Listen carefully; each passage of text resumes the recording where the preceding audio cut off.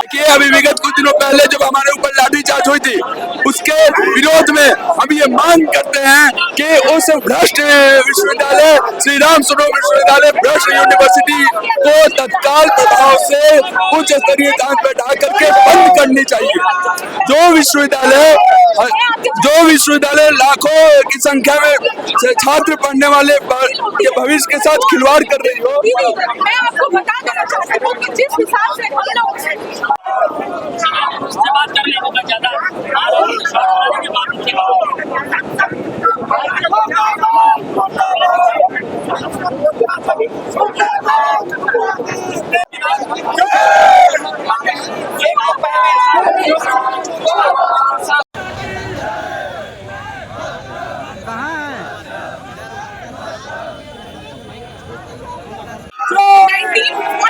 से स्टूडेंट हित के लिए काम करते हुए SRM यूनिवर्सिटी ने जिस हिसाब से स्टूडेंट्स का एक्सप्लॉइटेशन हो रहा था शिक्षा के नाम पे, एजुकेशन के नाम पे, ट्रेनिंग के नाम पे, सोशल वेलफेयर के नाम पे, मैं आपके चैनल के माध्यम से यही कहना चाहती हूँ कि हमारी मांगे हैं कि ऐसे विश्वविद्यालय को जो कि शिक्षा के नाम पर छात्रों का दोहन कर रहे हैं, ताला लग जाना चाहिए। ऐसे पुलिस कर्मियों पे जो कि छात्र हितों के लिए हम शांतिपूर्वक प्रोटेस्ट कर रहे थे, हमारे ऊपर बर्बरता से लाठीचार्ज किया गया, छात्राओं पर लाठीचार्ज किया गया, कुछ छात्राओं को धक्का दे दिया गया, मेल पुलिस। ऐसे पुलिस कर्मियों का सिर्फ निलंबन ही नहीं, उन पे कठोर से कठोर कार्यवाही होनी चाहिए और उनको जेल में बंद कर देना चाहिए। में बैठे मंत्री हैं, उन्होंने कहा है कि जो छात्र का प्रदर्शन कर रहे हैं वो गुंडे हैं। मैं आपको बता दूं, ऐसे लोग जो कि खुद का सुध बुध नहीं है, उनको अपना होमवर्क ठीक से कर लेना चाहिए था। उन्होंने अपना होमवर्क ठीक से किया नहीं।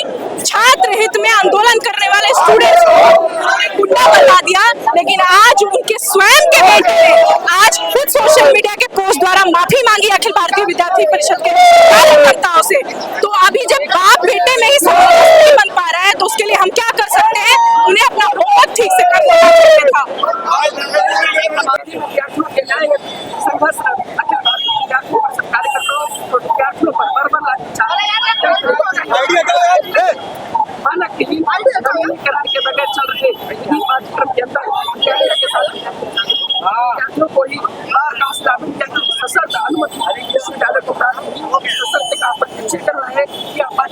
अवैध रूप से संचालित था। इस घटनाक्रम पर आज पूरे प्रदेश के जिला केंद्रों पर प्रदर्शन तय हुआ है। मुख्यमंत्री जी, आपसे विद्यार्थियों को बहुत उम्मीदें हैं, अतः निम्न बिंदुओं पर आप अपनी मांग स्पष्ट करना चाहती है। मांग नंबर 1, लाठीचार्ज घटना में पुलिस कर्मियों बाहरी गुंडों सहित सभी दोषियों पर मुकदमा दर्ज कर कठोरतम कार्रवाई सुनिश्चित हो। किसके आदेश पर लाठीचार्ज किया गया, यह सभी प्रश्न अभी भी अनुत्तरित है, जिसका उत्तर अतिशीघ्र सार्वजनिक किया जाए। विधि छात्रों के वर्तमान को भ्रम में रखकर भविष्य के साथ खिलवाड़ कर नवीनीकरण व अनुमति के बिना विधि पाठ्यक्रम के अवैध संचालन की समग्रता से तथ्यात्मक जांच की जाए और पूरी प्रक्रिया में जिम्मेदार प्रशासनिक अधिकारियों को दंडित कर विश्वविद्यालय को बंद किया जाए। विलंब शुल्क के नाम पर अर्थदंड के रूप में की उगाही, सामाजिक कल्याण के नाम पर लिए जाने वाले शुल्क, निर्धारित मानक आदि की भी सघनता से जांच कर रिपोर्ट को सार्वजनिक किया जाए।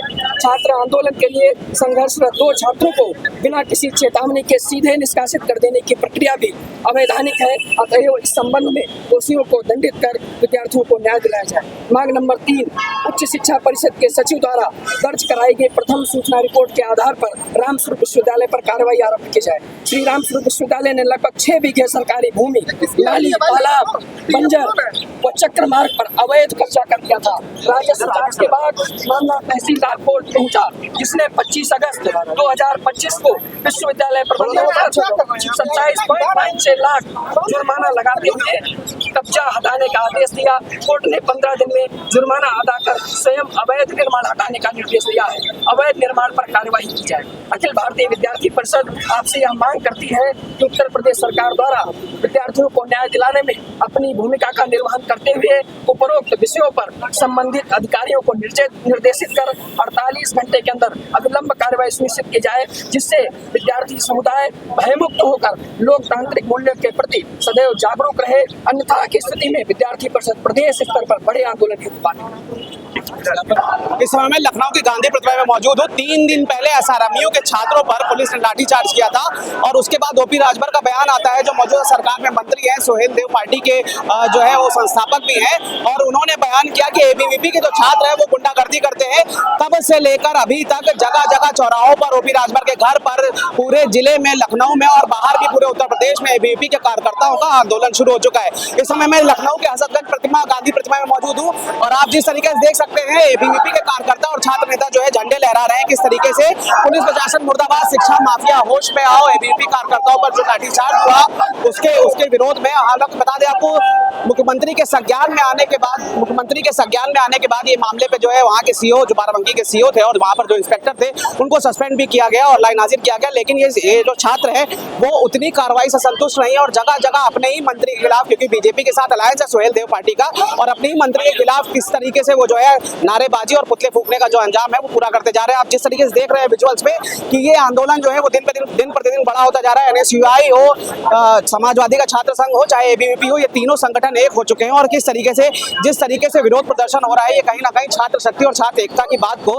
दिखाता है कि उत्तर प्रदेश में छात्र शक्ति और छात्र एकता कितनी ज्यादा ताकतवर हो चुकी है। आपको बता दें कि सैकड़ों की संख्या में यहाँ कार्यकर्ता है, बहुत सारी यहाँ पर आपको मीडिया में देखने को मिलेंगे। जिस तरीके से यहाँ पर जो प्रदर्शन हो रहा है वो प्रदर्शन साफ तौर से दिखाता है कि छात्रों के खिलाफ जब भी कोई आंदोलन होगा, एबीवीपी हो, छात्र संघ हो, चाहे एनएसयूआई हो, सभी राजनीतिक जो दल हैं वो अपने आप में एक हो जाएंगे और छात्रों के खिलाफ आवाज उठाएंगे। जिस तरीके से एसआरएमयू के छात्रों पे लाठीचार्ज हुआ, आपको बता दें कि एसआरएमयू की जो मान्यता है वो बीसीआई से नहीं थी, मतलब बार काउंसिल ऑफ इंडिया से नहीं थी।